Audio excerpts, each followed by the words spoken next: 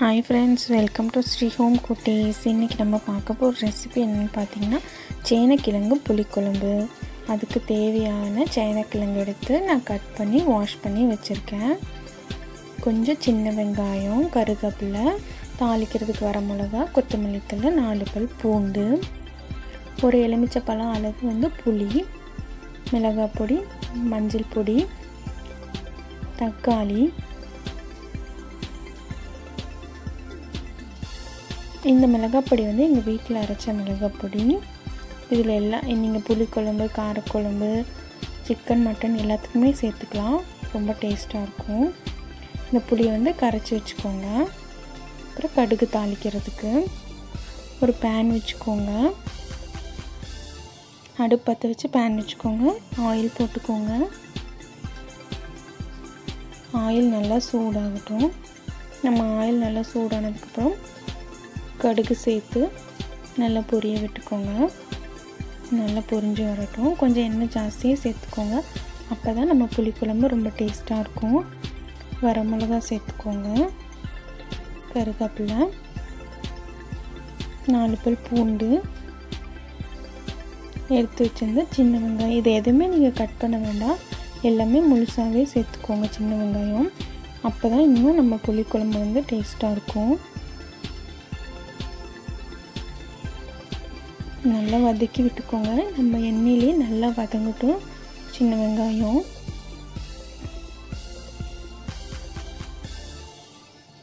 நல்லா golden brown ஆகட்டும். அது வரைக்கும் நல்லா வதக்கி விட்டுக்கோங்க. நல்லா வதங்கிடுச்சு பாருங்கள் நம்ம வெங்காயம். இந்த ஸ்டேஜில் தக்காளி சேர்த்துக்கோங்க. ஒரு 2 தக்காளி கட் பண்ணி சேர்த்துருக்கேன், சின்ன சின்ன தக்காளி. ஏன்னா நம்ம புளி சேர்க்குறனால தக்காளி கொஞ்சம் கம்மியாக இருந்தாலே போதும்.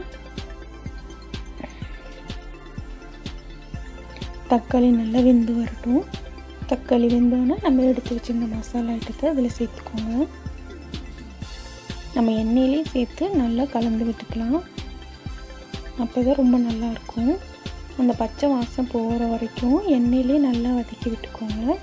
நீங்கள் தண்ணியெல்லாம் எதுவும் சேர்க்க வேண்டாம். நம்ம புளி தண்ணி ஊற்றுவோம், அதுவே போதும். நல்லா வதக்கி விடுங்க. பாருங்கள், நம்ம மசாலா பொடி, வெங்காயம் எல்லாம் ஒன்று சேர்ந்து நல்லா வதங்கி வந்துடுச்சு. இப்போ எடுத்து வச்சுருக்க அந்த புளி கரைசலை சேர்த்துக்கோங்க. ஒரு டம்ளர் தண்ணி ஊற்றி அந்த புளியை கரைச்சி வச்சுக்கிட்டிங்கன்னா போதும். நல்லா வதக்கி விடுங்க. புளி நல்லா பச்சை வாசம் போய் நல்லா கொதிஞ்சு எண்ணெயில் நல்லா பிரிஞ்சு வரும்.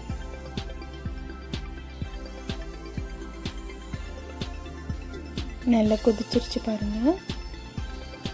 நல்லா வதக்கி விட்டுக்கோங்க. நல்லா வதங்கினதுக்கப்புறம் நம்ம வாஷ் பண்ணி வச்சுருக்க சேனைக்கிழங்கையும் சேர்த்துக்கோங்க.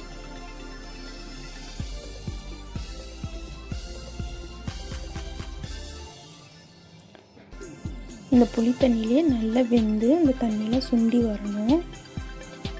நம்ம உப்பு எதுவும் சேர்க்கல. இந்த ஸ்டேஜில் உங்களுக்கு தேவையான அளவு உப்பு சேர்த்துக்கோங்க. உப்பு சேர்த்துட்டு ஒரு 10 நிமிஷம் மூடி வச்சிங்கன்னா நல்லா கொதிஞ்சு வந்துடும். நல்லா கொதிக்கட்டும்.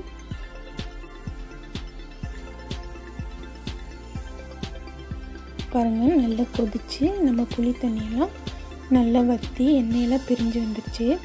இந்த ஸ்டேஜில் நீங்கள் ஒரு கிழங்கு எடுத்து லைட்டாக அமுத்தி பார்த்தீங்கன்னா கிழங்கு வெந்திருக்கும். அப்படி வேகலைன்னா இன்னொரு 2 நிமிஷம் கூட நீங்கள் விட்டுக்கலாம். நம்ம புளி சுண்ட சுண்ட இந்த குழம்பு ரொம்ப டேஸ்ட்டாக இருக்கும். வெந்துடுச்சு. நான் எடுத்துகிட்டு செக் பண்ணி பார்த்தேன். இந்த கிழங்கு வெந்துடுச்சு.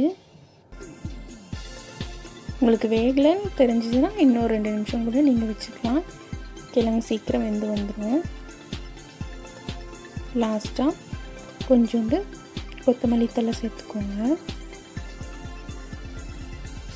சேர்த்துட்டு கொஞ்ச நேரம் அப்படியே விடுங்க.